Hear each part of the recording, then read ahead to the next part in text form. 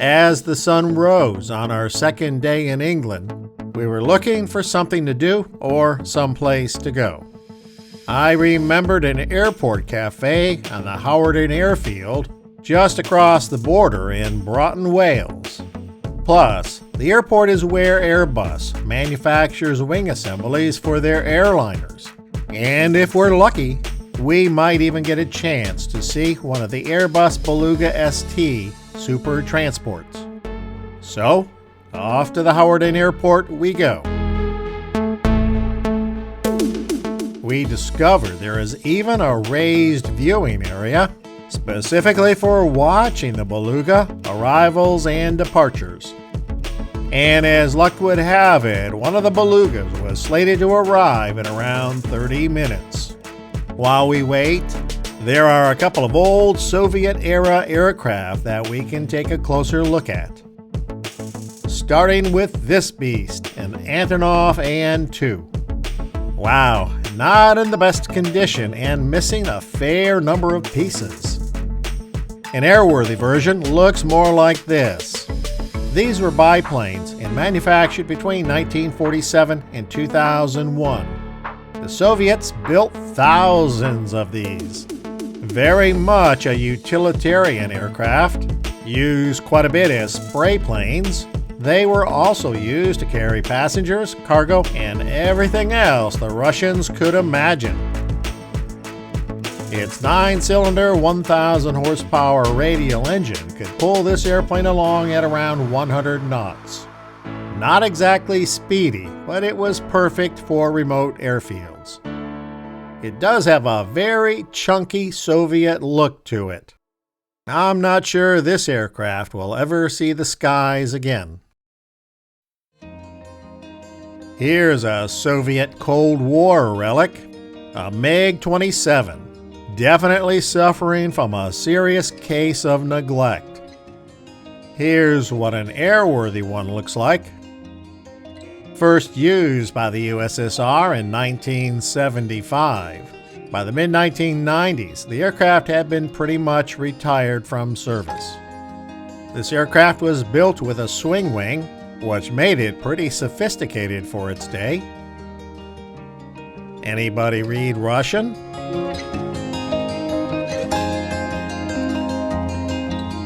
This one has definitely seen better days and will likely never fly again. And here comes the Beluga on short final to runway 22. This is one of the newer Belugas, being number XL5. Airbus has 6 of these Beluga XLs, which are replacing the original 5 Beluga ST models, which are being retired.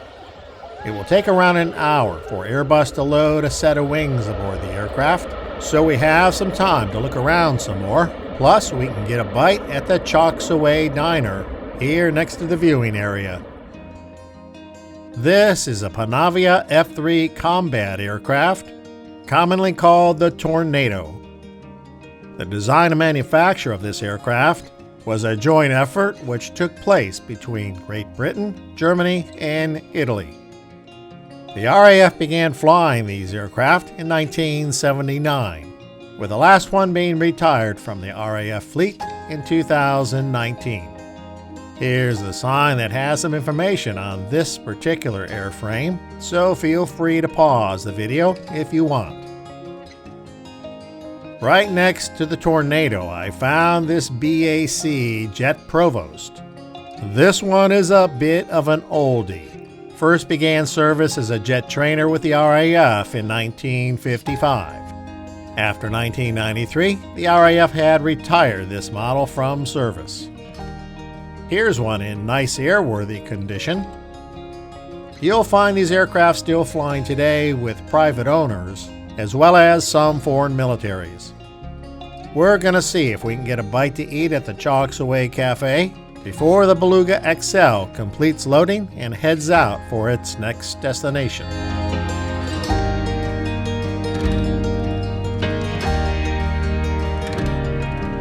XL number 5 is loaded and is taxiing out for departure on runway 22. This airport does not have a parallel taxiway, which necessitates the aircraft back taxiing on the runway and then turning around at the end of the runway.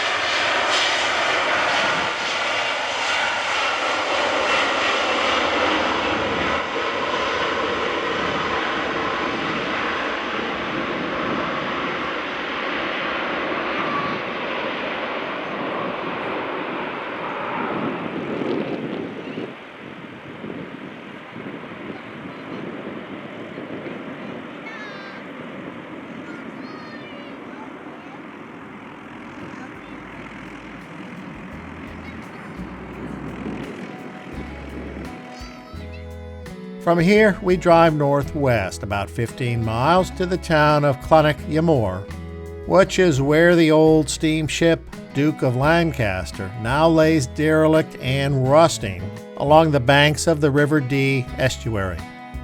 Built in 1955, she's been beached here since 1979. Attempt after attempt to make this vessel into an attraction has failed.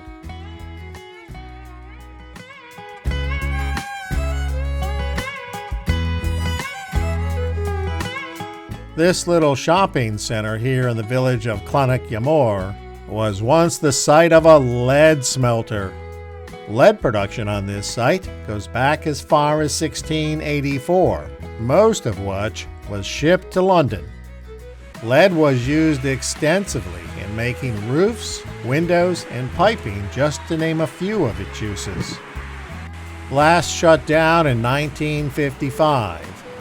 Today the buildings have been repurposed into small, quaint shops, and if you're so inclined, a short 200-meter walk will take you out to see the Duke of Lancaster.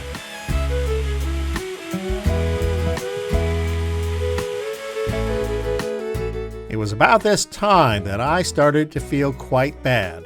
I would spend the next 2 days in bed before opting to return home to the States, which ended what was planned to be a 2-week stay. Sometimes I guess life just unfolds that way. All I can say is remember, life is a journey. Enjoy the ride, and thanks for watching.